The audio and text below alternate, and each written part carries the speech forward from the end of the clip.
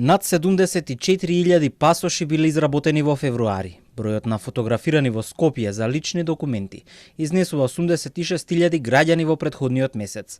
За ова информираше министерот за внатрешни работи на социјалните мрежи.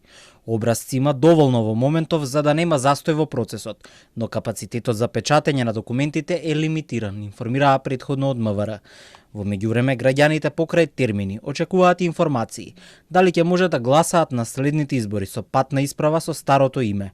Од Државната изборна комисија предложија измена на изборниот законник, која ќе важи само за овие избори, за да може и граѓаните кои не стигнале да сменат пасош, да можат да гласаат на претседателските и парламентарните избори. Ова е прифатливо за владеачката СДСМ, потврди партискиот лидер Димитар Ковачевски и потенцира, идејата не е од сега. Претходно министерот за внатрешни Тошковски посочи дека има повеќе од 100.000 граѓани кои имаат право на глас, поседуваат патна исправа со старото име, а при тоа немаат важечка лична карта. И веќе се разговара веројатно не знае новиот министер за внатрешни работи, работните групи кои што работат на изборниот закон, уште минатата година, при крајот на минатата година, работат на решение да има одредба во изборниот закон со кој што ќе се дозволи на секој граѓанин да може да го искористи своето гласачко право.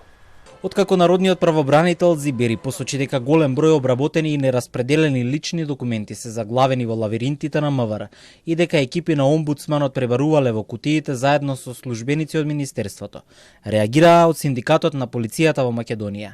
Стравуваат дека со тоа вината за хаосот со документите се префрлува на службениците, наместо одговорноста да се бара кај политичарите. Констатацијата директно насочена кон нашите колеги во секторот за граѓански работи.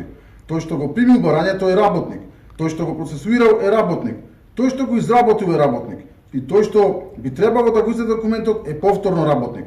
По досегашните пракси, одговорноста ќе се бара кај некои од овие колеги, но за нас тоа е неприфатливо и представува само префрлена одговорност на некои повисоко рангирани структури. Во меѓувреме пасошката криза продолжува. Граѓаните реагираат дека се уште едва ја добиваат оператор на телефонската линија. Термини во редовна постапка се нудат за во август, а итен термин има во јули. Утре МВР отвора нов пункт за вадење лични документи во рамки на Центарот за обука во Идризово.